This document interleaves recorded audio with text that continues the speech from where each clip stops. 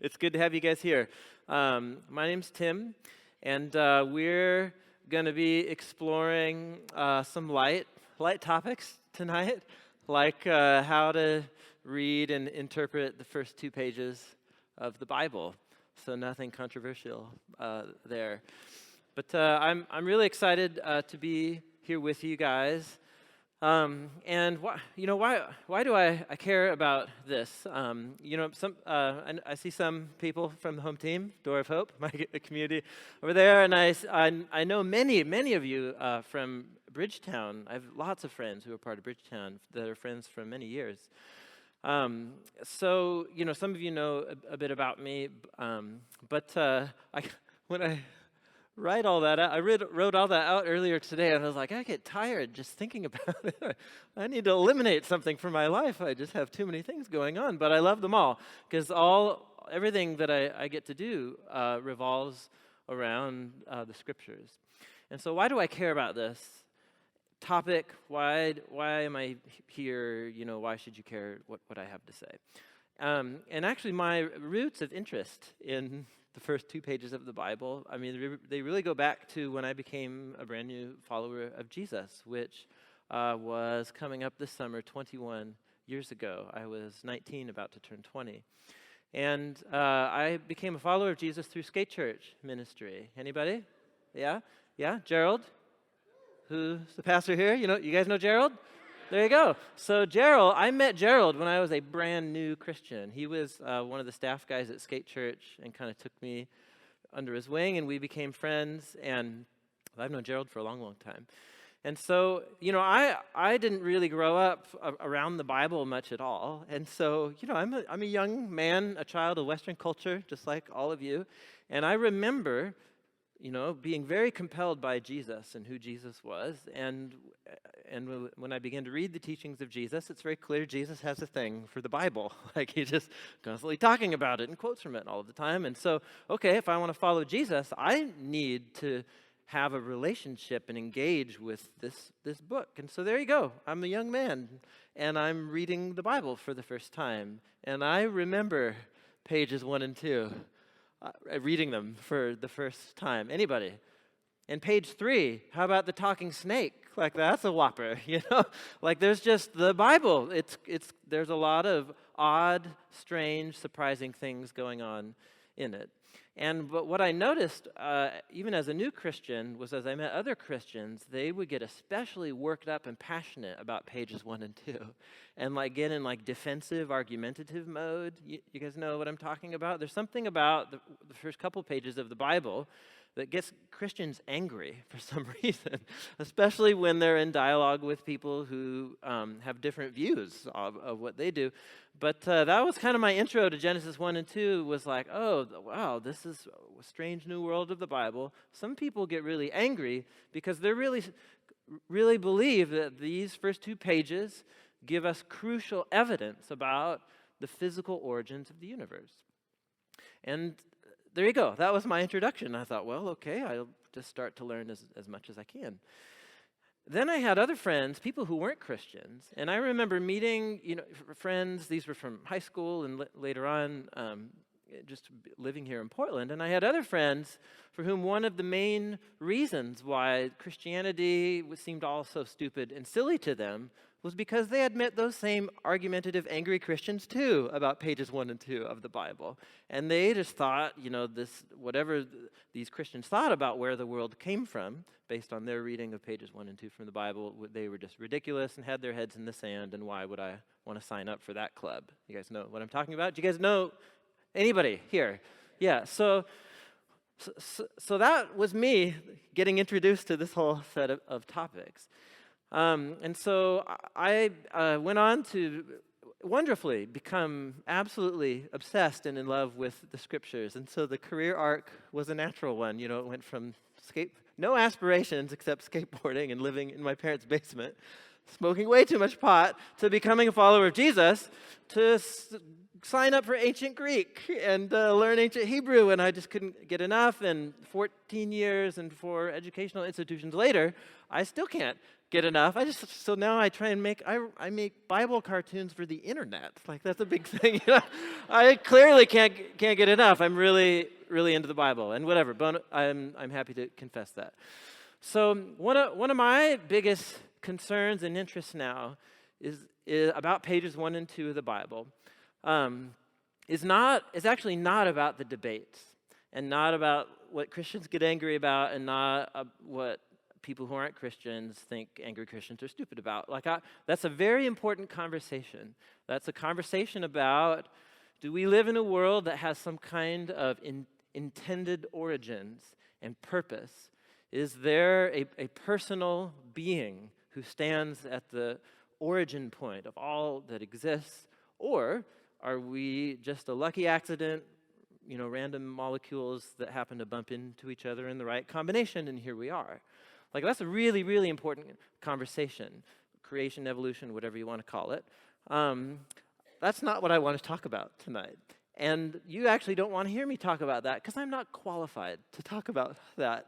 I went up through Biology 2 in college, and it was a push for me. I was fascinated with it. Again, I was a new Christian, so all of a sudden, science had a whole new, just fascinating meaning for me.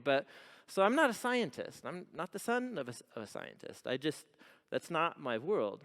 But I'm a Bible nerd. And something that began to dawn on me as the years went on and I began to read and learn and study in original languages and all that geeky stuff was I began to read other Hebrew Bible scholars, Jewish, Christian, neither, and the way they were talking about pages 1 and 2 of the Bible all of a sudden made the debate seem like a whole adventure in missing the point.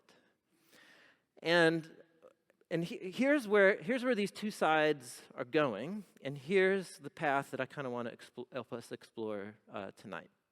So there are two stories out there about, there's at least two, there's actually way more than two, but there are two for our purposes tonight, about where the world came from and how the Bible fits into it. So you have a scientific narrative that's been growing with worldwide research, about the age of the universe and the origins and so on. So it's the 14.5 billion year old universe, Big Bang theory, expanding universe, all that kind of thing. The planet Earth, somewhere in the realm of 4.5 to 5 billion years. And then, we're a lucky accident, random molecules bashing together, and here's us. So that's a very dominant narrative in our culture. And so people, have different relationships to that narrative. Most people think that if you believe that basic outline of the history of the universe's origins, then you can't possibly, with intellectual integrity, be a Christian or believe that God exists, because of the way that the other side of the camp presents the argument. And that's that a very simple, basic reading of the Bible tells us that the universe is just a few thousand years old if you do the biblical chronology according to a very certain interpretation.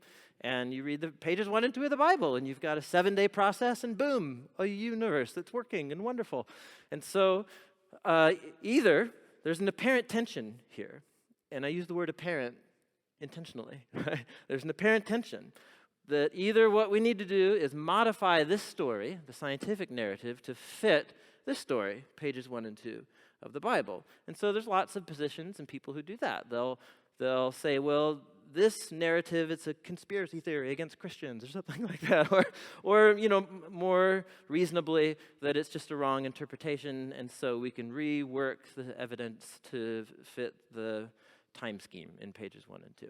Or there are some people who are Christians, and they are not willing to ignore this body of evidence here, and so they will say, well, actually, the pages 1 and 2 maybe aren't saying what we really thought they were, or some of the words. Actually, pages 1 and 2 are referring to this whole process right here, but we just couldn't have ever seen that before, but now we can, and then the Bible gets accommodated to this narrative. Are you guys with me here? So in both camps, somebody's accommodating to the other side of the debate and making it work. Both camps assume that they've correctly understood what this text is trying to say in Genesis chapters 1 and 2? And for me, that's the real question. I'm not a scientist. I am a Bible nerd. And as I watch this debate, and as I listen to people who I trust, and they're way smarter than me, and they've given their whole careers to trying to understand what pages 1 and 2 of the Bible are saying in Hebrew as a part of ancient Israelite culture, using ideas and language and culture at the time. The whole thing just becomes like, wait, what just happened here? The debate has set the agenda. And so what is my analogy for what's happened to Genesis 1 and 2? It's a lot like, any Harry Potter fans? Yeah, so it's kind of like going into Harry Potter for the purpose of saying, like, you have your nephew's birthday party coming up this weekend, and your brother or your sister asked you to do magic tricks or something. You're like, I don't know any magic tricks. Where do I go? Harry Potter. So you start reading Harry Potter in order to try and learn how to do magic tricks. Now, can you learn a thing or two about magic from reading the Harry Potter novels? Yeah. Are you likely to learn any coin tricks? Probably not. You might learn something. But you're convinced this whole book's about, magic and wonder and mystery, and surely I'll find out. And you find a way, and then you bomb miserably, at the kid's birthday party, and they throw their candy at you or something like that. But so you guys get my point here. The whole point is you picked up Harry Potter looking for the wrong thing. You came into it with an agenda that isn't what the author's agenda is. And that's my basic point, and it's actually not my point. It's the point of a lot of very, very smart Hebrew Bible scholars.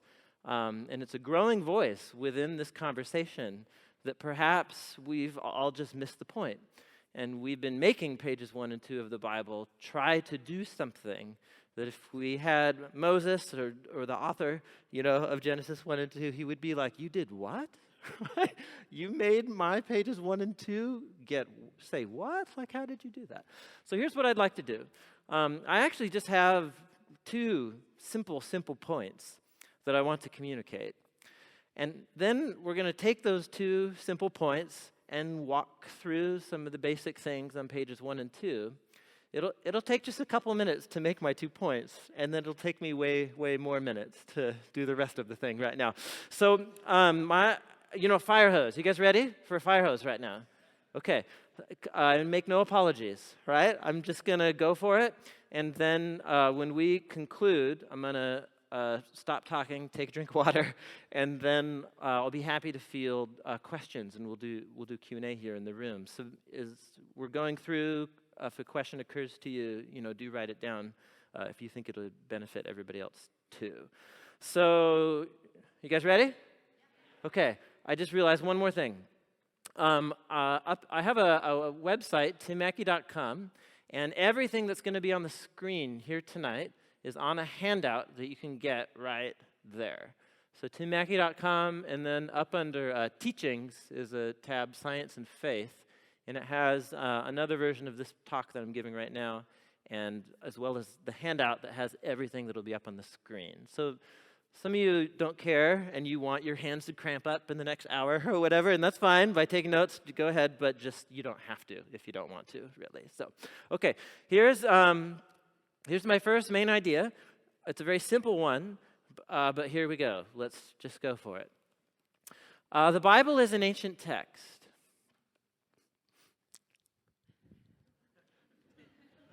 Is that news to anybody? No. Is it only an ancient text? Well, I should say, if I'm a follower of Jesus, do I believe that it's more than an ancient text? Yeah, I believe that it's a living reality. It's a word of communication that does things to people. Namely, it wakes things up inside of them and points them to Jesus. So, if I'm a Christian, I think the Bible is more than an ancient text, but not less than an ancient text. It is still an ancient text.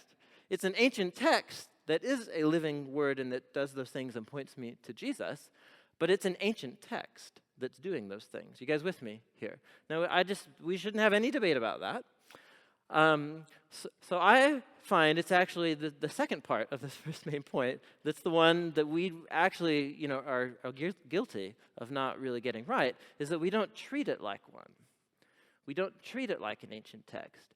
Because of the right conviction that it's a living word that messes with you and points you to Jesus, what we tend to do is treat it as a text that's fallen from heaven in our language, and it motivates all this bizarre behavior of what we do with the thing, as like the spiritual grab bag, or the spiritual potpourri. It's kind of like I'll take a sentence from here and a sentence from there. I mean, I hope if I wrote a letter to you, what you would never do with it is just say, well, it's too much time to read the whole thing beginning to end, but I'll kind of read a sentence today, then I'll skip down, and I don't really like those sentences. I'll read the end tomorrow, and then, that's a good line. I'll memorize that one out. What did he say in the paragraph before it? I don't know, but I'll memorize this sentence right here. I hope you would never do that. But that's precisely what we do with the Bible. That's like the main approach that readers have to the Bible. And so we do. We treat it as if it's a book that fell out of heaven, that we don't read like any other book, and that it's not ancient. Now, why do I say that I don't think it's ancient? Because we read it in ways that violate the basic principles of human communication all of the time. So how? That's my first main point. You guys with me? Okay. So here's my other main idea. And this one's a really boring, nerdy sentence, but work with me here, all right? So acts of communication. Any act of communication. There's verbal communication, like what I'm doing right now. There's, sign communication where it can be images or something like that. But verbal, textual communication, that's what we're talking about here tonight, written texts. So acts of communication, including written texts, through language, generate meaning within a particular language and historical and cultural context. Anybody learning anything right now? It's a good thing you didn't pay to get in here tonight, all right? He's throwing something right now. I'd be like, this is what I'm here for?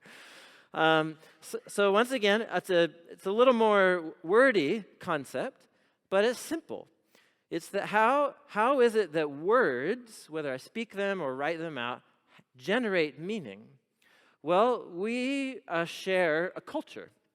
And we share a language, and we share a historical setting where through language I can, how many of you ever done the thing where you just say the same word over and over and over again and it begins to sound like gibberish? You know that one? It's a good one. So it's like that. It's like, what are these sounds coming up? But language is a signifying system or linguistic system. We all have these unspoken rules that we've learned as we were brought into this language and culture. We all just know what words mean. So, think if you're like an alien, 3,000 years from now, and you're unearthing, whatever, the ruins of planet Earth, and, you find, we don't write anymore on paper. Does anybody write on paper anymore? Good for you. Well done, What's going to be left of us? It's going to all be on microchips, But so 3,000 years from now, they have microchip scanners or something like that. And they notice like all of these strange little, right? And it's like, what's that? I mean, look at this. And actually, I had one to stump me today. With John Mark and I were texting about the timing of being here tonight, and he said, how did the sentence go? Want me to just look it up? Is it weird to read a friend's text alone? No, but I want to really recreate the moment here.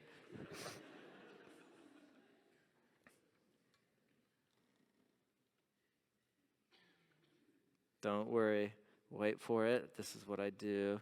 Oh, yeah, yeah, totally. The event starts at 6:30, but with people get off work, will pry start 10 minutes late. And I was like, pry start 10 minutes late. Pry start 10 minutes late. And it really threw me. I was like, I missed a misspell that didn't get picked up or whatever. And then it struck me about 5 minutes later, probably. Was that, is that just yours? Does everybody else know this one too? Welcome to John Mark's brain, everybody. There you go. But there you go. Pry. No, it's good. It's very efficient. Probably is a very long word to spell. So, so look at this. I mean, this is hardly intelligible even to look at it right there on the screen. But do you all know what this? Well, now you know what this one means. But like, you guys know what I'm saying here. So there's all kinds of unspoken cues, subtle nuances, and but it's a code. It's a secret code that we all have just been ushered into. And at some moments it doesn't seem secret because it's just us, but to an alien 3,000 years from now, the word Google will be a secret, unless Google takes over the universe or whatever. But so that's my basic point. Here, it's a silly illustration of my basic point. Any act of communication only has meaning within a cultural context, by that spoken language, and the historical circumstances that shape the use of language in that moment. Are you guys with me here? Is the Bible an act of communication? It is. I'm pretty sure that it is. Is it an act of ancient communication? Yes. It was written in an ancient language. It's written in an ancient language from an ancient historical, cultural context, that of the ancient Israelites, and it's written in ancient Hebrew. And so, this, you think this looks like, oh, that's interesting, right there. Okay, all right. Now I'm getting crazy. So you think that looks like gibberish? Let's just go for a famous line from page 1. Bereshit bara Elohim et hashamayim ve'et haaretz. We pray we'll start around 6:45, right? All right? But see, now you know the code, don't you? You know, it means probably. Bereshit bara Elohim et hashamayim ve'et haaretz. So, okay, all right, so that's a more complex code, right? But it's still a code. It's a code from another culture. So how do I go about discerning what that means? Well, welcome to the wonderful, exciting world of biblical studies that has consumed my imagination and joy for the last 20 years. It's just such a wonderful, as a follower of Jesus, I believe about Jesus that he is the originator of all things, embodied, become a human being. And what I believe about the scriptures, because I adopt what Jesus believes about these writings, that they themselves are a divine and a human word. And so they didn't drop out of heaven, just like Jesus didn't drop out of heaven. They came into existence out of the story of what God was doing with the ancient Israelite people all the way leading up to Jesus. And what language did the ancient Israelites speak? They spoke this one. And all of a sudden, we're forced to this reality that it's somewhat uncomfortable, but I think we have to face it. Otherwise, we're going to go wrong in this whole exploration of pages 1 and 2, is that reading the Bible is an act of it's a cross-cultural experience.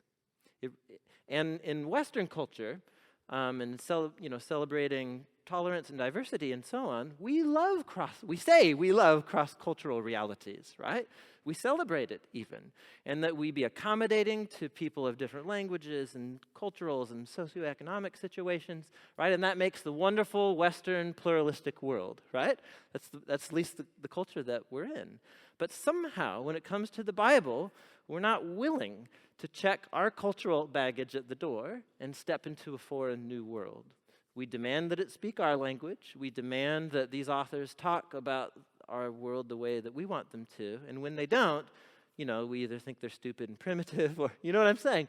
It's reading the Bible is a cross-cultural experience. My analogy is that when we go into pages 1 and 2 of the Bible, most, at least American Christians, I think, are like, I've never actually gotten to explore Europe very much, but what I imagine, I did in the Mediterranean and Israel quite a bit, and I would remember like being in Jerusalem or something. I went to school there for a year, and you would see like the tour buses, line up, and off come the tourists, and they're all wearing shorts. Nobody wears shorts there. They're all wearing shorts and like tube socks pulled up, and they're wondering where the McDonald's is, you know? And you're just like, ay, I'm from America. I'm so sorry. I'm so sorry, right? So, but I think that's in essence what we do with pages 1 and 2 and with a lot of the Bible, is we come into the Bible and we're just like, where's the McDonald's? Where's some ideas I can identify with? Where's the things that warm my heart and make me feel good? And you're just like, stop it. I'm going into a new wonderful land. And usually a respectable person will get a phrase book or find some tools that will help me navigate things here and adapt. So here we are. We're going into ancient Israel here with this first sentence of the Bible and into the ancient world. The pages 1 and 2 are one of the most fascinating doorways into the ancient world and context of the Israelites and how they thought about it. So let's do a couple test examples here. We did with LOL and OMG and pry. So let's try this. This is the standard English translation of that first sentence in the Bible. So let's just do some samples here. And this is the easiest one to do. Look at what's the last word in the sentence in English? And it's also the true in Hebrew too. Earth. Okay, earth. Is earth a normal, understandable English word? Yes? What is the normal range of meaning of the word earth in English? If I say earth, I hear planet, yeah? And dirt. Yes. Yeah, exactly. Any others? Planet and dirt. Or world. Isn't that the planet? It's just another word for planet. So, a dwelling. I'm not sure about that one. Let's talk afterwards about that one. Right? So, Wheelies. So we got world and planet, which I kind of think go together, and dirt. So how do you know the difference between those two? Well, context. If I say, I went out into the backyard, I was planting these flowers, man, I got my fingers into the earth, and it made me feel great. That's not true for me. It is for my wife, though, and God bless her for that. She's amazing. So the sentence itself tells you, he's talking about, it's not like he's a giant the size of a galaxy putting his fingers into a planet, Earth. It's ridiculous. So, no, the word earth there means dirt. So, but its normal meaning in English is planet. You guys with me here? So, if you were to try and close your eyes and read the page 1 of the Bible in English, in the beginning, God created the heavens and the earth. And what visual image pops into your mind's eye? A planet. Where? What's the planet doing? It's floating. Yeah, because that's what planets do, right? They're out there floating. And we got heaven, so, anybody have some stars or galaxies around there? That kind of thing? Right? And there you go. Yeah. Now, once you read the next sentence, that's all going to get weirded out, because it's formless and void, and we'll talk about that. So, but nonetheless, that's what occurs to an English reader. Now, stop and just ask yourself a question.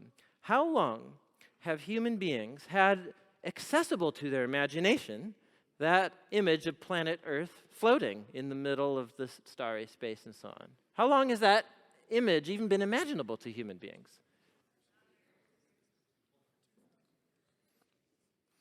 Let's, sorry, I'm so sorry. I just realized I don't remember if I have internet here or not, because I think all of you do too right now, which means I have very little. So I'll just show you the one that I've got. I wanted Google to tell us, because I always think that's entertaining. But this is the first one I can find. The first television pictures from space, broadcast to the masses, April 1, 1960. What do we talk? How long ago is that from right now? There you go. 56 years ago. Yeah, I'm bad at math too. That's why I'm not a scientist. So a little over 50 years. And there's some other pictures from earlier satellites, but they're barely getting the curve of the Earth before something went wrong and the thing burned up or whatever. But this is the first one that was put on television for everybody to see, black and white TVs. So for 50 some odd years, This image of planet Earth floating in the middle of space has been available to the human imagination. How old is page 1 of the Bible?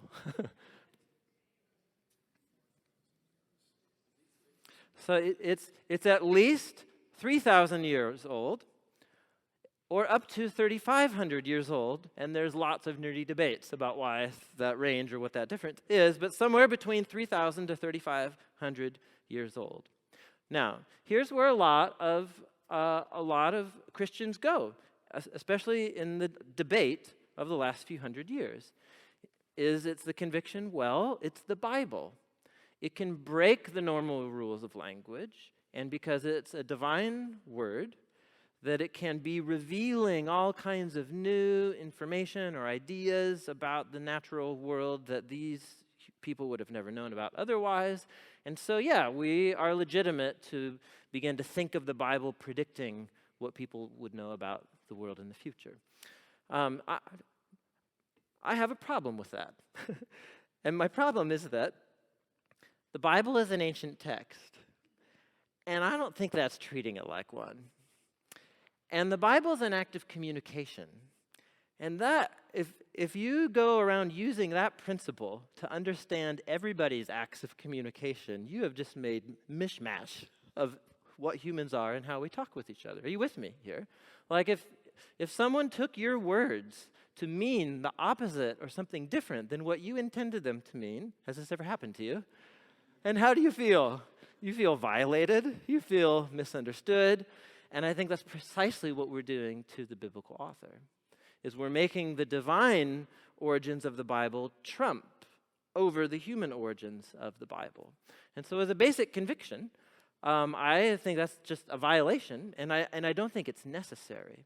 I think we're actually making the Bible do something that it's not designed to do. So if you go through the Hebrew language, biblical Hebrew, and you study all of the times that the Hebrew word, not earth, but the Hebrew word that gets translated as earth, aretz, and the Hebrew word for heavens, shemayim, you can get a very basic picture of what these words mean. And it's a picture of the observable world of somebody living 3,000 years ago. What are the heavens to someone living 3,000 years ago? It's what's up there. And what is earth for someone living 3,000 years ago? It's what's under. This is very, very simple observation. The meanings of words, just like LOL and OMG, are shaped by language, history, context. Another experiment. This is from day 2 of the 7-day sequence, which we'll talk about on page 1 of the Bible. This is from day 2, Genesis 1, verse 6. Then God said, "Let there be a rakia between the waters, and let it separate the waters from the waters." So God made the rakia, and he separated the water under the rakia from the water above the rakia. And the million-dollar question is, what on earth is a rakia? Well, let's turn to our English translations to find help. Oh, wait. Darn it. They're having a big centuries-long debate about what the rakia is. I turned to the New American Standard, the NIV, and it's an expanse between the waters. So God's making an expanse that separates waters above from waters below. If I'm reading in the New Living Translations, it's a space that God makes. If I'm reading the King James, God makes a firmament. So that's interesting. Languages change over time. What was, I imagine, an understandable English word at one time is no longer. Right? Like I don't even know what that means. A firmament. And then I read the New Revised Standard Version. A dome. A dome. So what is the rakia? Okay, so back up and just go here. You don't get it from this picture, but just think. Go to Montana, big sky country or something like that. Get on the highest hill you can. And what's the basic shape of things when you look up? If you let your eye follow here to here, and let your eye follow here to here, let's say it's a clear sky, no clouds. What's the color? It's blue. And what's the shape of the blue thing? It's in the shape, right? So convex or concave depends on the angle of what you're looking at, right? So it's the rakia. That's the rakia. What is it? What's rakia? Hebrew is a beautiful, wonderful language. The nouns in the language very often are connected to verbs in the language with the same root letters. And so there's a verb, rakah, and it refers to what a blacksmith does when he's smoothing and beating out a large piece of metal, like a shield. So what does this blue thing happen to look like? It's like a large, smoothed out shield, right? It's a dome is what the New Revised Standard Version is getting at. Now, why is it blue? Well, right, remember there's waters. God's separating waters above and from waters below. So waters below, presumably, are the waters like we would, have down here and so on. And then out of those waters, on the next day, 3, dry land is going to emerge from the waters below. But then there's waters above. So there's waters up there, above the rakia. It's likely why it's blue. How else do I know there's water up there above the rakia? Because it comes down sometimes, right? Or in our case, quite a lot, right? Here in Portland, it comes down very often. So how does it come down? How does it come through the rakia? Well, again, think 3,000 years ago, these clouds and so on. But then sometimes it's just solid gray, right? And then, but it's raining in these clouds and so on. And you can go through in about 24 places in the Hebrew Bible, at least. You can learn even the mechanism by which the water comes through the rakia. This is the introduction to the flood story in Genesis 7, and it says that there's windows up there. There's windows up in the rakia. And who controls the windows? If you read the book of Job, who has storehouses of hail and rain and snow up above the rakia, and who works the windows to let it down? There you go. So what's happening here? So now I'll drop a bomb in the room and make us all uncomfortable for a few minutes, right? So is there a blue solid dome above us right now? I mean, there's the atmosphere, right? But that is kind of a modern concept and discovery, that it's like, it's this air, like super condensed and it's permeable, but it keeps all of the, oxygen in underneath here, and you go through it and oxygen runs out. So he's talking about the atmosphere. Stop it. That's like going into Jerusalem and saying, oh, there's the McDonald's. That's where exactly, It's like, no, stop it, right? This is a different culture. And they envision the way that the universe is organized in a very, very different way than we do. It's a cross-cultural experience. And so here, it's a wonderful, fascinating, read through the Psalms. If you're doing the read scripture thing, as you're reading through the Psalms, some of you, this is a geeky little experiment, but just keep a little notebook anytime the structure of the world is described in the Psalms. And you'll learn all kinds of fascinating things. You'll learn that the earth is a big circle here. You'll learn that the earth, or the land, again, not planet Earth, right? What's under my feet here is actually supported by pillars. And it's supported by pillars to keep it from sinking into what? Because if you dig down long enough into the Aretz, what do you eventually find down there? There's water, yeah. And there's waters way down below there. And what do you call those? You call those the abyss, the Tehom, the great abysmal deep that's below the earth. And you pray that you don't ever sink down there, because it's terrifying down there. So you add up all the descriptions of the natural world in the stories and the lines of the Hebrew Bible, and you end up with something like this. This isn't particularly controversial. This is from a standard Old Testament introduction written by a former Moody Bible professor, John Walton. He's as orthodox a Christian as they come, right? And he's saying, if you stack up all the references to how the Israelites envisioned the physical world around them, it's a flat earth, arranged in a big circle. Isaiah 40, he looks down on the circle of the earth. God does. You have the rakia, and at the very edges of, like for Israelites, way up in Mount Hermon and so on. You can see it's like these big tallest hills, they touch the sky. They're supporting the rakia. You've got the waters above the rakia. There's your windows, dropping down some water right there. Oh, sorry, the resolution's not great here, but you can see this window, can't you? This one here. You've got the pillars supporting the audits from sinking down. Who's that? Yeah, we'll talk about that. We'll talk about that in a little bit here. So here you go. The Bible's an ancient text. Ancient texts communicate by using the cultural, language, historical settings for the words. And this, on page 1 of the Bible, this is the vision of the physical universe that's coming into existence. How you guys doing? Okay, now that might bother you. I don't know if it bothers you, but it should get you thinking. We'll let William Brown kind of take us on our next step here. Oxford professor of Hebrew Bible. He says, the framers of creation in the Bible inherited a treasure trove of venerable traditions from their cultural neighbors.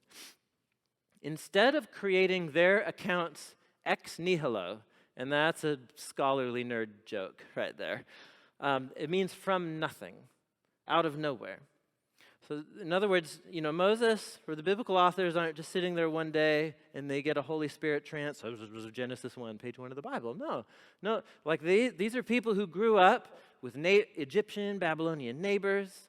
They've been introduced to the great stories of ancient Egypt and ancient Babylon. They have a shared cultural conception about the structure of the world and how things got the way that they are.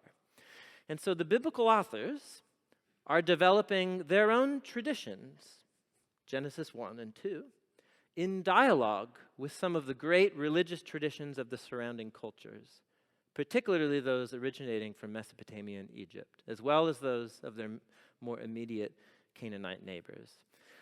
So what he's saying is this, is that essentially Genesis 1, what we want Genesis 1 to do is to march out of the ancient past and come sit in a university debate classroom and talk with the great minds of physics and whatever, biology today, and get into a debate with them about how exactly the universe came into existence. And when we do that, we're violating the basic principles of human communication. Because not only are we going to end up making this page 1 say something that it was not designed to do, we're actually missing the very thing that it was trying to do and still is trying to do through the language. Are you guys with me here? It's like reading Harry Potter trying to learn how to do magic tricks. It's like reading Genesis 1 and trying to find out how old the universe is. It's just like, hold on, whoa, something's gone wrong. So I'm going to do one more nerdy thing, and then we're just going to rock the first, go back into Genesis 1, then we're going to go into Genesis 2 and just learn and discover together, and you'll just see all this applied and fleshed out. You guys with me? Okay, so, and again, this is all on the handout. Don't even try and write this next one down, because your hand will cramp, trust me. Okay, this is a thesis. This is not just my thesis. Again, people way smarter than me, Hebrew Bible scholars, so many different amazing scholars. I'm just synthesizing their work here and trying to let people know about it. So I'm adapting a number of really smart people's language here. The early chapters of Genesis accurately present 2 accounts of the cosmic and human origins in the language and ideas of the ancient Hebrews. These texts should not be removed from their ancient context and read as if they speak literally about the universe or humans in 21st century scientific terms. Don't take it out of the ancient setting and make it try and do something it wasn't designed to do. They speak in terms of an ancient Near Eastern perception of the world. The rakia is a perfect example of that. They should be interpreted within that setting. When we discern the meaning of the text in their ancient context, what we find is they constitute a worldview statement about God, about his relationship to the world, about humans and their relation to God and the world. This basic worldview statement transcends its ancient cultural setting and commands the attention of God's people in all places and all times. You guys with me? Okay, I'm just trying to be as crystal clear as I possibly can. So instead of reading Harry Potter to find magic tricks, right, you go into Harry Potter ready to be invited into a fictional universe that bends your mind. It's wonderful storytelling, and you walk away a better and richer human, right? Right? And probably a whole bunch of other things, right, that I'm not thinking of at the moment. So when I go into Genesis 1 and pages 1 and 2 of the Bible, what I'm immediately confronted when I read Genesis 1 in a way that respects language and communication is I am powerfully confronted with a depiction of a creator God who's not going to create in the language and ways that we would talk about now in these days, who's going to create according to that context, but the character and the purposes and the heartbeat of this God speaks loud and clear. The kind of world that I'm living in, maybe not its physical arrangement, right, but the kind of world that it is and why it's here and why we are all here and who we are and who God is to us and who we are to each other, this all leaps off the page of Genesis chapters 1 and 2. And if those statements about who God is and who we are and where we're all going and what we're here for, right, that's money right there. Like we're all asking those questions. And these chapters we're on the target when we're asking those questions about what Genesis 1 and 2 are doing. You guys with me here? Okay, let's keep rocking. Let's just go for it. Okay, this is not just mine, but it's kind of a Mackie translation, but it's borrowing from a lot of other really smart Hebrew Bible scholars too. Close your eyes, do whatever you want. I'm just going to read the first 5 verses of page 1 of the Bible. In the beginning, God created sky and the land was wild and waste, and darkness was over the surface of the deep waters, and the breath of God was hovering over the waters. And God said, "Let there be light," and there was light. And God saw that the light was good, and he separated the light from the darkness. And God called the light day, and the darkness he called night, and there was evening and there was morning one day. Epic. Epic. What's missing? Any proofreaders? People who love punctuation and grammar? What's missing? It's just one period right there at the end. Hebrew doesn't have punctuation at all the way that we think about it. Their basic way of ending and then connecting another sentence to it is with the basic word "and." So there, it's one complete long run-on statement there together. What's happening here? Well, let's do kind of the same thing we did with Earth. So beginning. You see that word "beginning" there. And I think in English, we come to the word "beginning." And, you tell me if you think I'm off base. I think most of us tend to think of a point in time. I'll do "in time." And you have a point in time, and what you're tracing is that beginning point and then whatever sequence of things comes after that. You guys with me here for the English word "beginning"? In Hebrew, this is very interesting. In Hebrew, in any language, when you're doing a study of words, you want to just not study what this one word is. You want to ask, are there any other words that have overlapping meanings with it? So like here in Portland, there's this water that comes out of the sky. What do we call this? Well, we call it rain, most basically, but we have a lot of other vocabulary for it, don't we, right? We call it drizzle, spit. Does anyone say it? Spitting? Guys, drizzle. Did anyone a couple weeks ago, after the snow, right, and then the night that it was all freezing, did you look at your phones, and what did it tell you was falling from the sky? Wintry mix. That's what it said right here. Wintry mix is falling from the sky.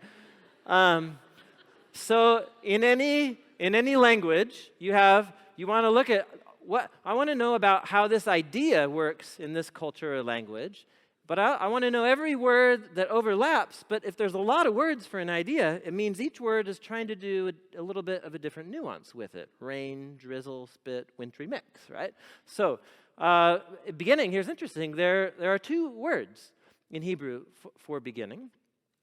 And one of them very clearly means point in time.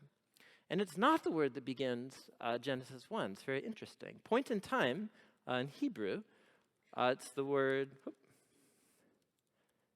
techilah. It's the clearing your throat letter. Techilah. Would you say it? Techilah. If you want to check out a good example of techilah, go look up Hosea 1:3. From the beginning of when God was speaking his word through Hosea. So it's the beginning point, and then it traces through the book. It collects his sermons and so on. Hosea 1:3. The word that begins Genesis 1 is different. It's a different word. It's the word reshit. Now, for junior high purposes, I usually read, that's the proper transliteration right there, but I kind of do that usually. Something like that. Okay. All right.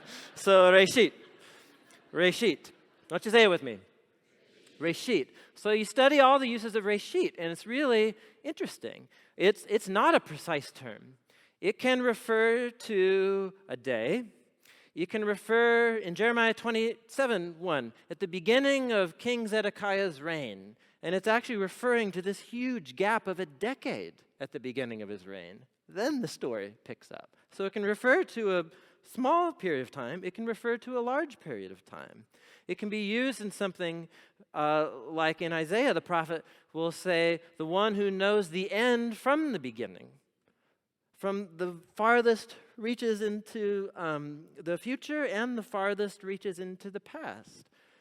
So reshit is a way of marking an unspecified period of time in the distant past. And the point is not how long it was. The point is this was when the action took place. Now that the reshit has been accounted for, let's get the story moving with what I actually want to talk about. Reshit's a way, so that's a nerdy way of saying it. My normal way of saying it was like way back when. Way back when. Okay, now let's get the story moving with what I want to talk about. So way back when did God create what's up there and what's down here? Sky and land. Way back when. Way back. So it's not even of interest to the author how long or when exactly. It's just like Bereshit, bara Elohim, the sky and the land. Now, let's start talking about the land. So it's very interesting. Most people approach Genesis 1 and 2 thinking, oh, this is a story about how the universe was manufactured into physical existence. And the first sentence of the Bible says the universe was manufactured into physical existence in the Reshit. Now that it's here, let's get the story. You guys with me here? The very thing that most people turn to page 1 is the very thing the author is totally not interested in talking about. Isn't that ironic? So adventures in missing the point, right? There you go. Okay, so what else is interesting here? Now, in the beginning, God created what's up there and what's down here. Now, what's going on down here in the land? What's happening down here? Well, it's wild and waste. This is another wonderful, wonderful Hebrew phrase to learn about. Wild and waste. Most of your English translations, maybe you have one open in front of you, are going to say formless and void. And so again, I remember reading pages 1 and 2 of the Bible for the very first time. And so in the beginning, God created planet Earth hanging out there in space, but then, oh wait, no, it's formless and void. So it's like a clay blob undulating in space or something. That was what was in my mind. Anybody? You guys know what I'm talking about? Yes, it's a formless and void. But then you're like, oh, there's water. Right? So remember, because there's formless and void, and darkness was over the surface of the deep waters, and so it's a clay blob or whatever. Okay, so let's stop real quick here. So formless and void. Our Hebrew phrase here it's a rhyme in Hebrew. Some of you might know it. Tohu va vohu. It's a rhyme. Tohu vavohu. Tohu vavohu. And you can go look up other instances of tohu. Vohu is pretty rare. It only occurs about 2 other times. Tohu occurs quite a few times elsewhere in the Hebrew Bible. Go check out one in Deuteronomy 32:10. It's a poem about how God found Israel in Egypt in the wild, desolate wilderness. God found Israel in the wilderness. He discovered him in the midst of tohu. So tohu doesn't mean nothing. It doesn't mean undulating clay blob, right? It means a wasteland. It's a place where life cannot flourish. And so the way that the world's depicted here is, in the beginning, God finds the world in a state of tohu vavohu. And what is Genesis 1 about? Genesis 1 is about how God is going to speak and architect a world of beauty and order and meaning and purpose out of tohu vavohu. So Genesis 1 doesn't present itself as a story of God bringing something into physical existence, whereas before there was nothing. That's a modern conception of when we think about the creation of the universe. We have this very sophisticated concept of nothing. Nothing. It's actually a very, very complex topic. Do you guys know about the Oxford Very Short? Oh yeah, I don't have internet quite right. Well, maybe I do, but I don't want to mess with it. Oxford Very Short Introduction. Do you guys know about this series of books? It's modern Encyclopedia Britannica, but it's better than Wikipedia because they're little paperbacks and they're beautiful. And they get a world expert on hundreds of topics, and they force them to write a short little paperback that's less than 100 pages that everybody can understand. And then once you get a bunch of them, they start to line up, and they've coordinated all the covers to make this cool pattern on your bookshelf. Anyway, okay. So they have a volume. There's a volume on nothing. One of the world-renowned physicists, leading researchers on nothing, right? And it's a very sophisticated modern concept. Ancient people had no concept of nothing. And this is true in Egypt, this is true in ancient Babylon, this is true in the Bible. When a biblical author wants to think of nothing, they don't think of something physical existence. They think of disorder and tohu vavohu. For something to exist, for us, it means to have physical existence. For something to exist for a biblical author, it means to be functioning and ordering. The same way we would use the English word create for this too. You could say, let's say you had a room that used to be, if you had a family and they had little kids, and this was maybe the baby's room, and then the little toddler's room and their toy room and so on. And then you could say, oh, well actually they moved into a different room, and I created a den. I created a study den. I took the tohu vavohu, right, of like the toys and the spaghetti sauce on the walls and the crayons and the scribbling, right, and I created a den. Would anybody say that in English?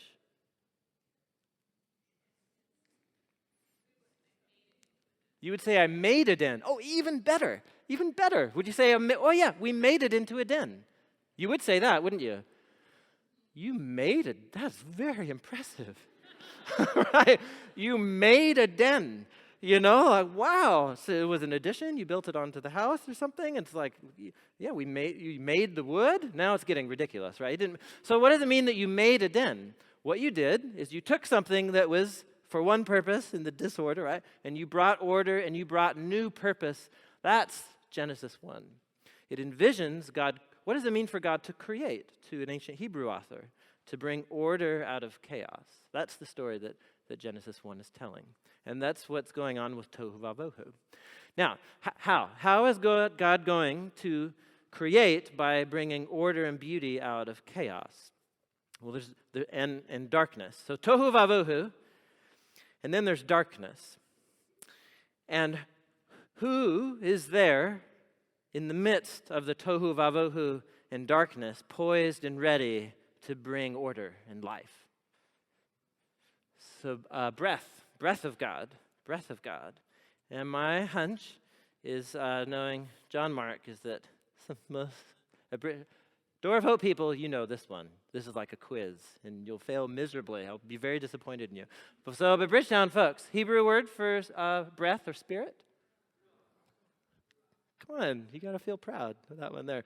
So there you go. Spirit or breath. It's the Hebrew word.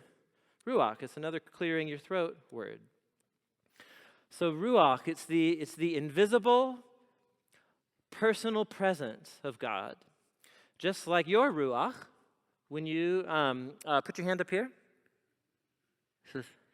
I'm sorry, we're in Portland, and I'm telling you what to do right now. So you can resist authority if you want to, but that's fine. I'm just inviting you to put your hand up to your mouth. I grew up here. I know what happened inside of you when I said put your hand up to your mouth.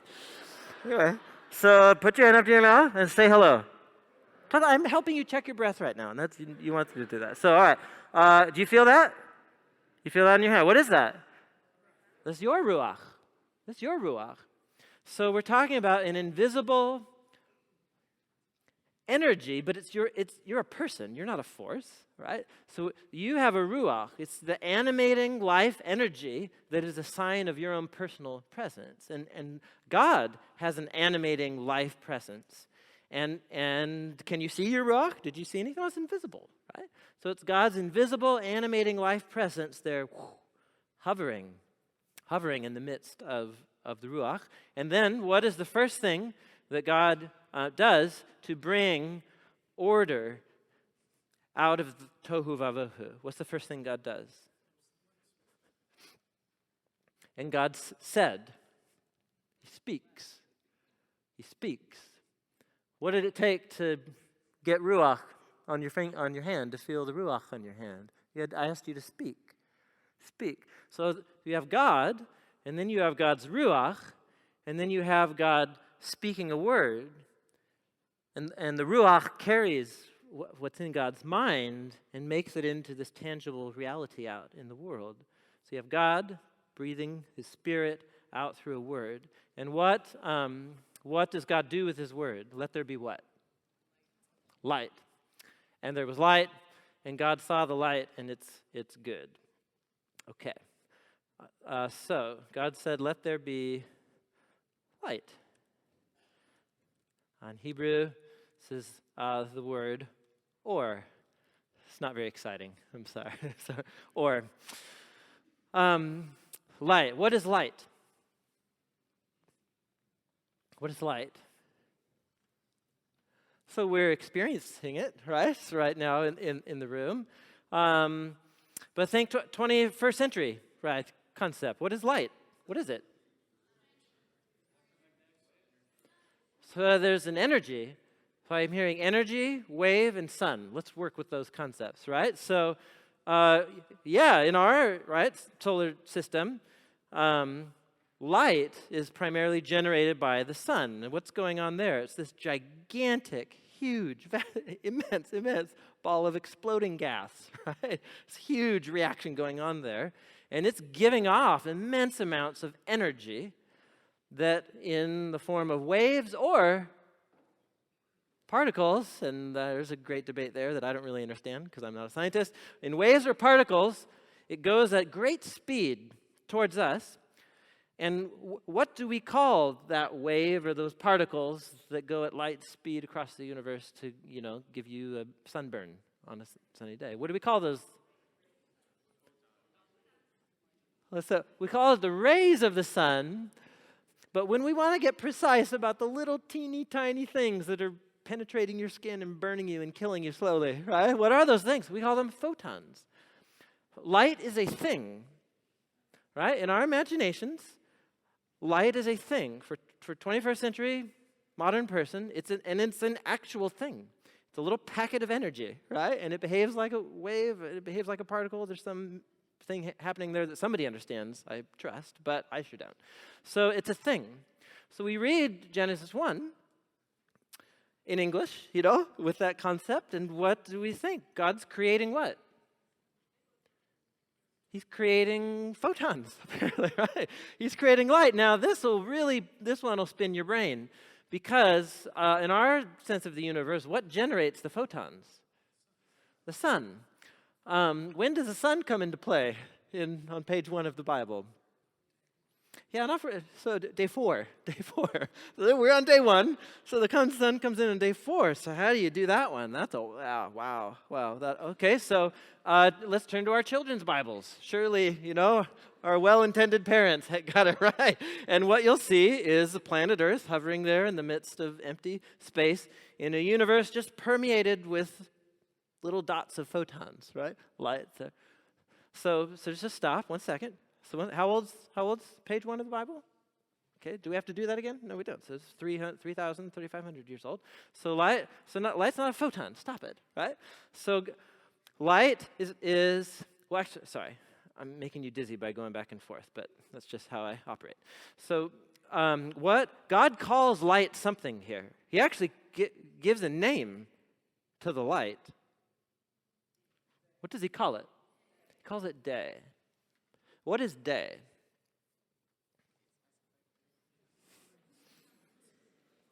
Is day a thing that you make? We made a den.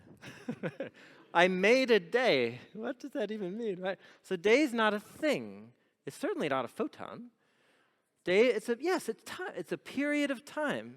It's the period of time in which humans can get stuff done, And although in the city, humans get stuff done around the clock or whatever, but normal humans who respect their bodily patterns and so on know that it's best to sleep during that time and you work during the day. So day is a period of time the humans can flourish in. It's a period of time. So what is God making here? God's not making anything. You would only think that God's making photons if your vision of Genesis 1 is, this is a story about how the material components of the universe are being brought into existence here. But that's not what's happening here. So what is happening? God's establishing an order here. Out of tohu vavohu and darkness comes, if you're a farmer and your existence of you and your family and your community depends on you getting food to grow out of this ground, what is extremely, extremely important to you in terms of daily cycles here? And you'll know your whole life, you'll go. And everything can happen under the sun, earthquakes and famines and so on. But what is for sure going to happen at the same exact time around tomorrow morning? This day, right? It's just like a law of the universe. It's like one thing you can count on, the stability. There's a lot of crazy, unpredictable things, a lot of chaos in this world, but there's one thing that is stable and certain. It's day. God's bringing order out of chaos here. Are you with me here? It's a very simple idea, actually. So God's not making the space-time continuum. He's establishing order. And here's what you can do. You can go on and read your way right through the rest of Genesis 1 and 2. We'll look at a couple other examples, and you can just see it plays right through. On day 2, God makes the rakia. And we learned earlier that the rakia is not a thing. From their perspective, it's a thing that comes into existence, but it's just different. And what you end up with is that drawing that I showed you earlier. How you guys doing? You can just run it right through. Okay, what we're doing is we're respecting normal communication, respecting the author, context, all that kind of thing. Now, here's one other thing that ought to strike us when we read the first sentences of the Bible here. And it's not something that is there, it's something that's not there. Because remember what William Brown said. William Brown said, the biblical authors didn't come up with these accounts just, dropped out of heaven. They're developing it using their language and cultural understanding in dialogue with their neighbors. And so if you go read the ancient world origin accounts of the Babylonians or of the Egyptians, you'll find a very common motif in those stories. And that motif is referred to with a geeky, technical scholarly word called theomachy. Theomachy. And theo means God. Mackie, it's not my last name, that's Mackie. Mackie is the Greek word for battle or for fist fight. It's the battle of the gods. You can go to Babylon and you can say, who brought order and beauty out of this world? And they will tell you, of course, the patron god of our city, Marduk. And then they'll show you the great epic stories out of their library about how Marduk is the one who subdued the forces of evil and chaos and made the world so wonderful that we can live here in the land of Babylon. And they'll tell you a story about Marduk. There he is on the right there with power, not the statue there. We'll talk about him in a second. This picture on the lower left here. And on the right is an ancient depiction of the god Marduk, and he's fighting a monster. And that monster's name is Tiamat.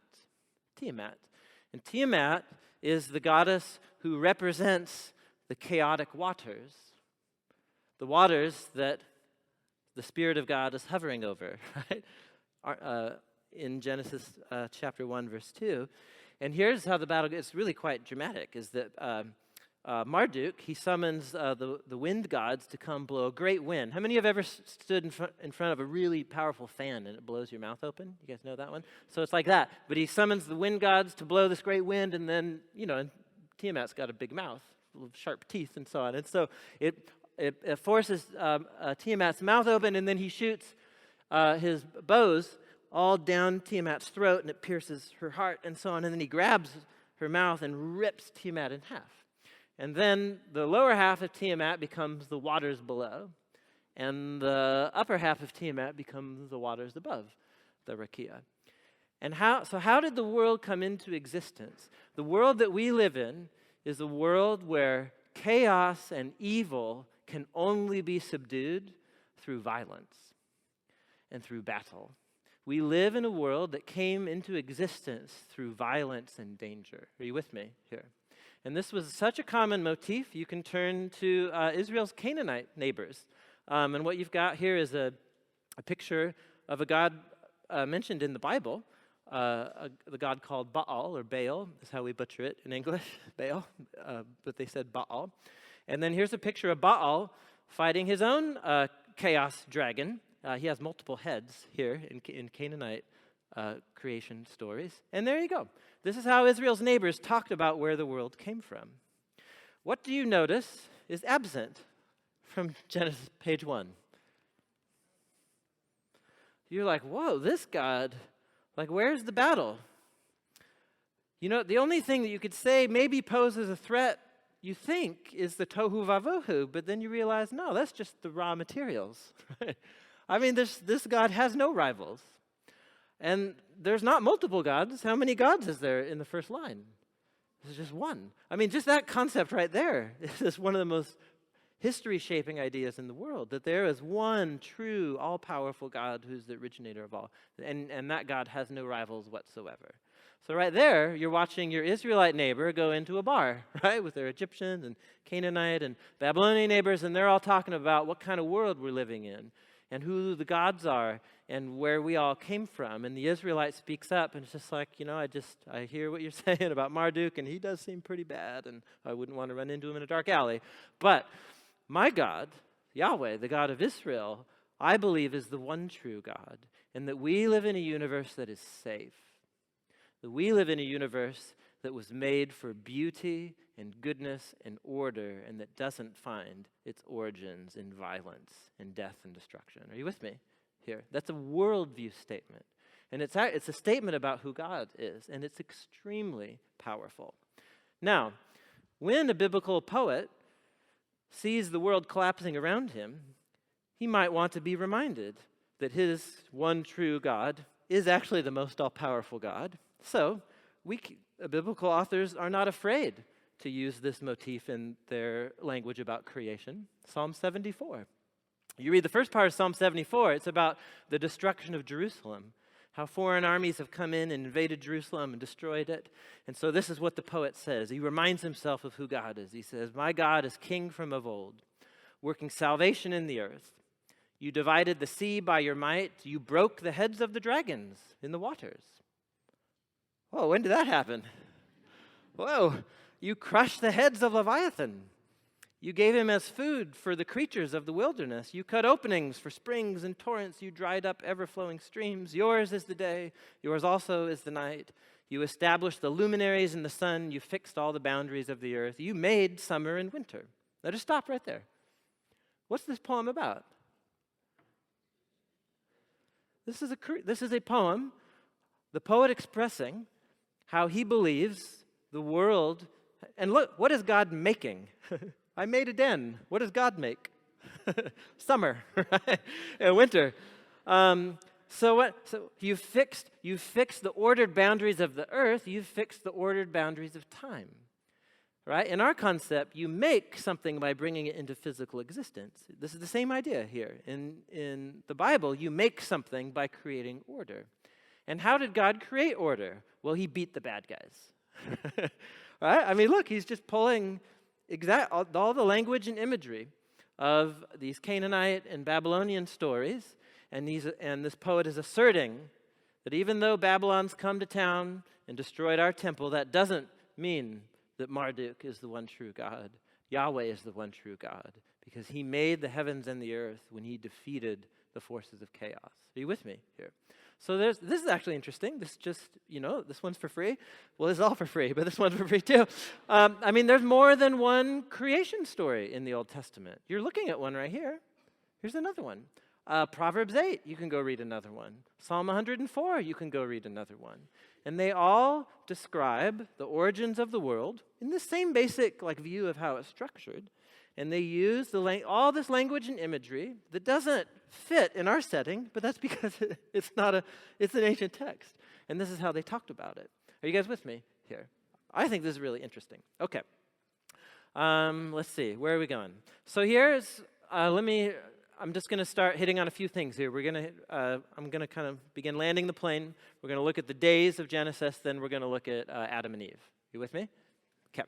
So the days of Genesis 1, there's the sequence of God creating, not bringing things into physical existence, but God bringing order, takes place in a sequence of 7 days in Genesis 1. And then the camps trot themselves out, right? And so, Genesis 1 refers to 7 24-hour literal days.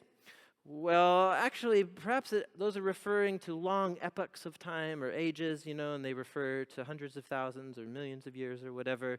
And you guys with me here? This is usually how the debate, no, it was 24/7, like that kind of, and the debate ends, and they just agree to disagree. And so I'm asking, let's back up and just say, what does it even mean to have this kind of creation story framed in a sequence of 7 days? Well, first of all, let's just notice something about the symmetry, the literary art of the symmetry of these days. This is super fascinating. So you remember, what does God do when he says, let there be light? What principle of order is coming into existence? Time, right? Day, the sequence of day and night, and so on. So then we have the rakia. That's day 2. And what was the purpose of the rakia? You remember? It's to separate waters from waters below. And the whole thing is that the rakia will keep, the whole world from being submerged in waters, and waters can come down just periodically as God graciously gives it. And that's going to be really, really important. For what? For who? For farmers, right? For human. Light, day is going to be really important, and rain is going to be really, really important. So you have the sky and the seas. Day 3, let the dry land emerge from the waters that are below the rakia. It doesn't say he zaps them into existence. It just says let them emerge. It's very interesting. And then God said, let vegetation sprout up from the ground.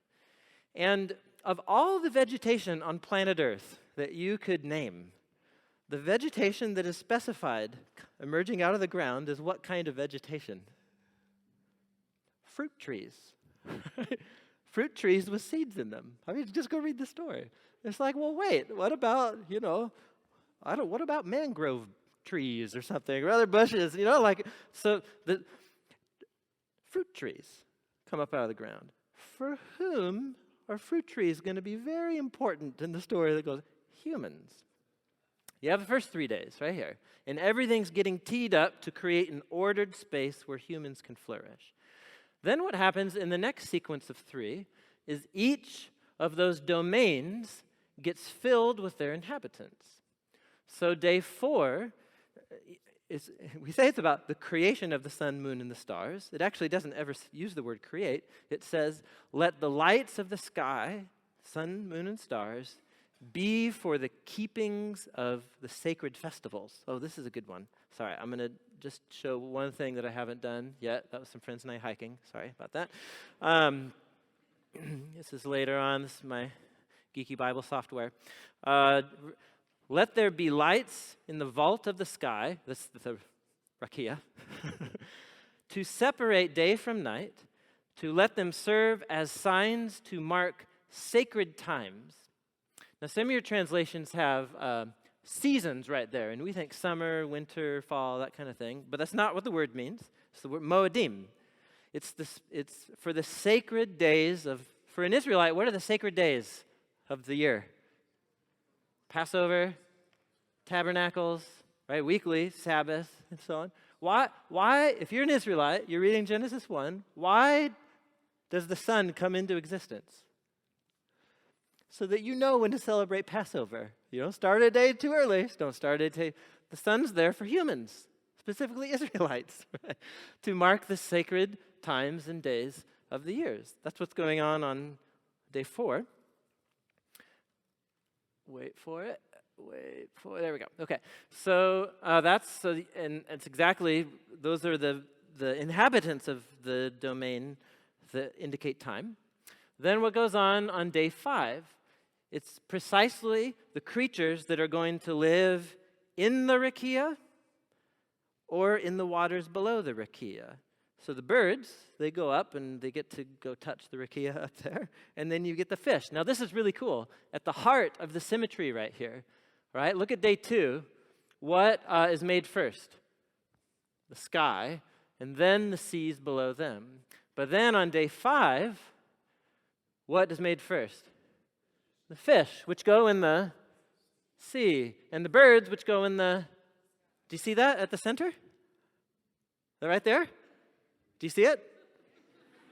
All right, give me affirmation here. I want you to see it. This is called literary art. Isn't that beautiful? At the whole chapter. And dude, William Brown, who I quoted earlier, it's amazing. Like there are so many words in chapter 1 that come in multiples of 7, words that occur 7, 14, 21 times. God speaks 10 times in the chapter. There's all of this literary artistry coming into the sequence of these 7 days. It's so amazing. And then on the 6th day, you have land, animals who are going to fill the dry land, and then you have the humans, that's what the fruit trees are for. And then, once it's all ordered and purposed, God rests from his work. So, to try and wring out of this a sequence by which the physical universe came into existence, do I even need to say it? At least from my point of view, right? Because I just think we're not reading according to how this author is trying to communicate or what this author is trying to say. So what are these 7 days about? And this is very interesting, and I can only allude to it, and I'll show you a quote from a great book that you should read about Genesis 1. But when the Israelites made the tabernacle, and inside of the tabernacle, it was the meeting place of heaven and earth, where God's space and human space come together.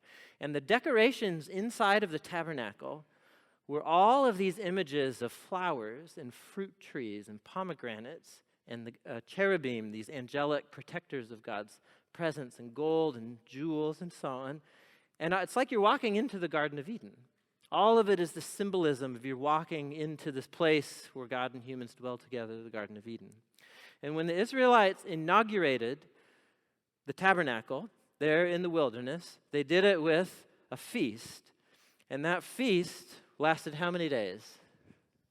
7 days. Go read Leviticus 9. When Solomon made an even bigger, better version of it, not a tent, in a big fixed place. This is in 2 Kings chapter 6.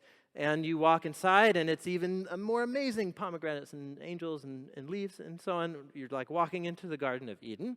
And how long was his inauguration ceremony of his temple? It was actually 2 sets of 7. He has a 7-day feast, and then he's like, let's have another one. And so they have another 7-day inaugural feast. And everybody who's way smarter than me in Hebrew Bible scholarship is saying is, dude, Genesis 1, God's making his cosmic temple. And he's inaugurating it on the 7th day, just like you do with your temple. And the king is coming in, and when he's resting, just like the Israelites, when they come into the land and rest, after Joshua brings them into the land, it's not so they can all take a vacation, right? It's so that they can get to the business of human flourishing. And so God is creating his cosmic temple in a sequence of 7, a Sabbath cycle. And then he rests, means he begins the operation of this wonderfully ordered world that he just set up. How you guys doing? I'll let a really smart guy say it better. A smart guy who's going to be here and speak here to you all in not very long. And again, this is all up on the handout online, so don't scribble. But get the book. The 7 days are not given as the period of time over which the material cosmos came into existence, but the period of time God devotes to the inauguration of his cosmic temple. The 7-day cycle, understood in its intended context, has nothing to contribute to the discussion of the age of the earth. This is not a conclusion designed to accommodate science. Do you hear that right there? I'm not making Genesis 1 say, well, but this really seems compelling, so I just kind of, look, the old earth or something. So, no, stop that, right? So we're not trying to accommodate anything. We're drawing from an analysis and interpretation of Genesis in its ancient environment, meaning we're looking at the ancient Hebrew words, the way they use the words, and we're looking at the thought world of the ancient Hebrews and their neighbors that shaped how they would write a story like this. The point is not that the biblical text therefore supports the view of an old earth, simply that there is no biblical position on the age of the earth. Viewing Genesis 1 in this way doesn't suggest or imply that God was uninvolved in the material origins of the universe. It only contends that Genesis 1 isn't that story. Are you with me? Okay. Let's, one more. Can you do one more movement with me? Adam and Eve? Okay. It's very interesting. So humans. How do humans, so that's the origins of the universe. When it comes to the origins of humans, it's the same positions, the same debates, all of the same issues at play here. And I just want to look at three sentences about the creation of humans, and we'll look at what these words mean, and you'll just wait for the magic, right? So here's the statement about humanity in Genesis 1. It's on the 6th day, and it's the pinnacle moment of the story. It's right here, right? It's the pinnacle. God created humanity, or in Hebrew, Adam. In his own image, in the image of God, he created him. Who's him? So, Adam, right? So not him, male, singular. Him as a singular reference, generic to the whole of the human species. Male and female, he created them. So how many humanities are there on planet Earth? How many species, humanity? So there's one Adam on planet Earth. And what does that one Adam consist of? Male and female, right? The binary gendered pairs. He created them. God blessed them. God said to them, be fruitful and multiply. Fill the earth, have a blast, right? Look at this place, It used to be tohu vavohu, but now look at it, And the food falls off the trees, for goodness sakes. Just go, And really go, make more of yourselves. Rabbits, just go for it. Subdue, rule over the fish of the sea, over the birds of the sky, over every living thing that moves on the earth. So humans have this unique capacity. This happens on the 6th day. Just tuck that away. And it's not about two individual humans being made on the 6th day. It's about humanity, one humanity that consists of the binary gendered pairs, male and female. Humanity is being made here as an entity, as a whole. Are you with me here? And what's their calling and identity? Well, they are made in the image of God. And there's a lot going on here that we don't have time to go into. But just read through it in context. He says he makes them in the image, and then he blesses his image-bearing creatures. And what does he tell them to do? Make more of yourselves. Go oversee this place. So whatever the image is, it's about the humans in their very existence in this one humanity, but this binary pair, they generate life out of their own existence. And we're going to learn in chapter 2 what that pairing is. It's about this covenant of marriage. So when humans covenant to love each other, they choose not to multiply like rabbits with everybody else, right? They just with each other. And then when they do that, out of that covenant of love, new life comes into existence. And is the image of God. I mean, you tell me that's not an extremely profound statement about God's character. What is God's essence and nature? Love that generates life. That's what Genesis 1 is trying to tell us. And it's wrapped up with the second part of their vocation is to rule, to oversee. So now there's all this world with food falling off the trees, and there's these creatures. Harness all of these resources, bring them together, and steward them and manage them in a way that creates even more life and flourishing and neighborhoods and swimming pools and art galleries, and playgrounds and schools and all of this. It's the human calling and vocation is the image of God. You guys with me? That's humanity on page 1. Here's humanity on page 2. So the Lord God formed the Adam from the dust of the ground and breathed into his nostrils the breath of life. And the Adam became a living being. What's interesting is that this happens on the same day. In Genesis 1, it begins, sequence, and humanity is made on the 6th day. You turn the page to Genesis 2, we're starting in chapter 2, verse 4, and it just says, way back when there was no farming. Actually, should we just read it together? Sorry. Let's just to make the point. Way back when no shrubs had appeared on the earth and no plants had sprung up, tohu vavohu, and the Lord God hadn't set rain on the earth because, there's no humans there. We can't have any farming on the earth because who's not there? Humans. So do you see how tohu vavohu is different at the beginning of the story? It's not wild and waste. It's like, look at this land, and there's all this potential for growth, but man, who's going to produce food here? Humans. Why are humans even brought into the story in Genesis 2? It's so that they can be the ones who begin to cultivate order and flourishing out of the world. So, streams come up from the earth, watered the whole surface of the ground.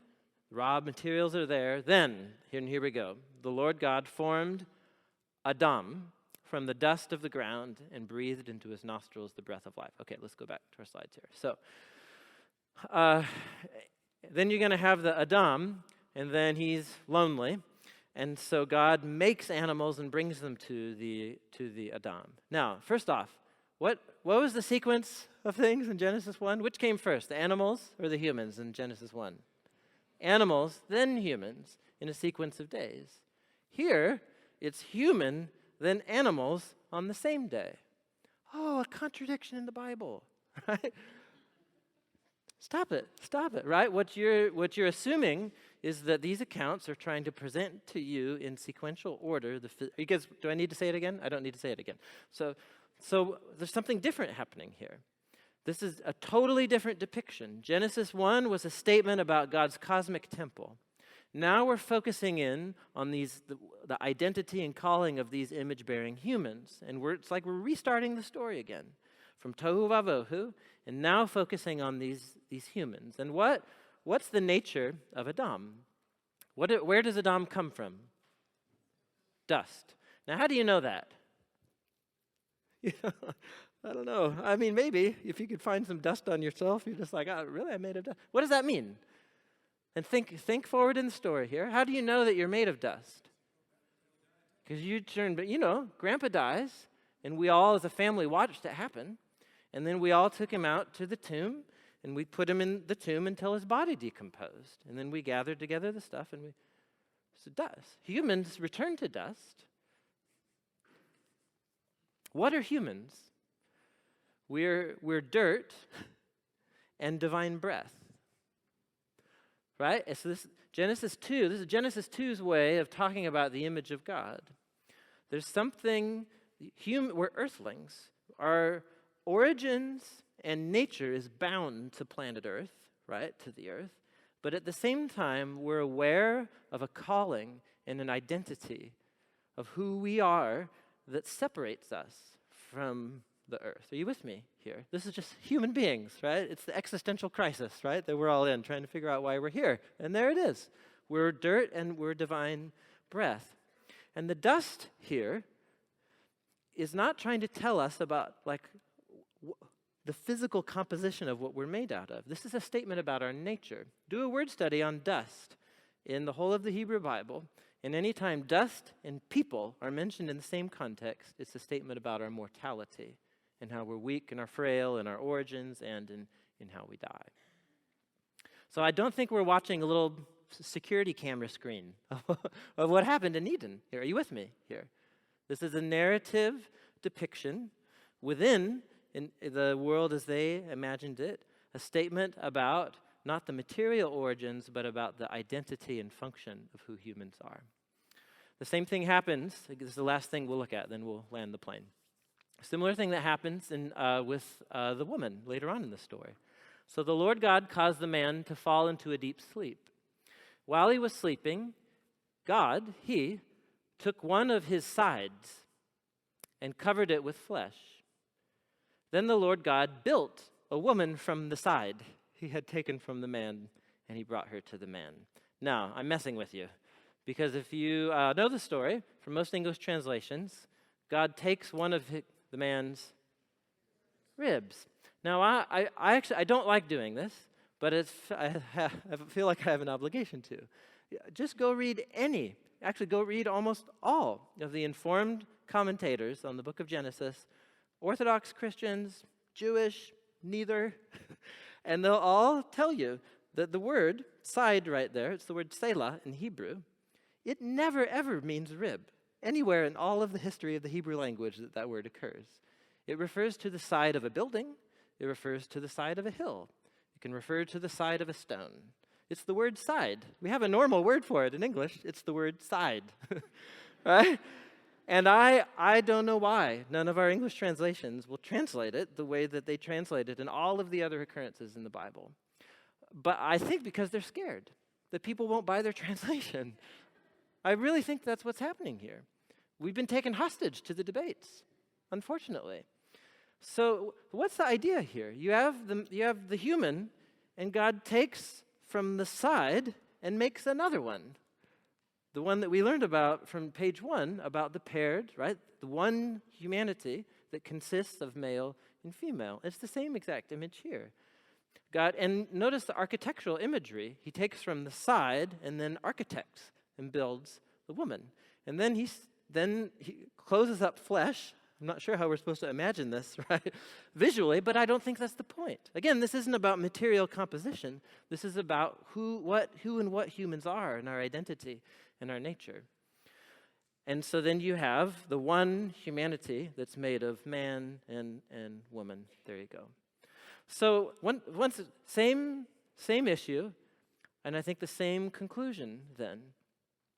Does the Bible offer us a precise sequence and description of the material composition of humans and the sequence by which they came onto planet Earth? And I don't think you can honestly say from the passages we just looked at that the Bible is trying to give us that information. If I walk away from these stories, who do I believe is responsible for the origin of humans? Who? Yeah, that's very clear. And who are humans? Humans are glorious. They're incredible image-bearing creatures with this amazing vocation and calling. We are dirt and we're divine breath. And that's such an amazing and powerful statement in their day for reasons that we're out of time now to talk about. But do you guys see the point that I'm making here? So just like I read to you from John Walton, who says, not there, but here, the 7 days aren't telling us about, what he's saying is essentially the Bible's saying God made the world. The Bible's not trying to tell us how exactly or how long God made the world. And I think we can make the same conclusion here. that the Bible's telling us God made humans. How did God make humans? I don't think the Bible is trying to give us that information. And what that does to the debates is it allows the Bible to make its very, very powerful claims about who God is and who we are and what kind of world we're in.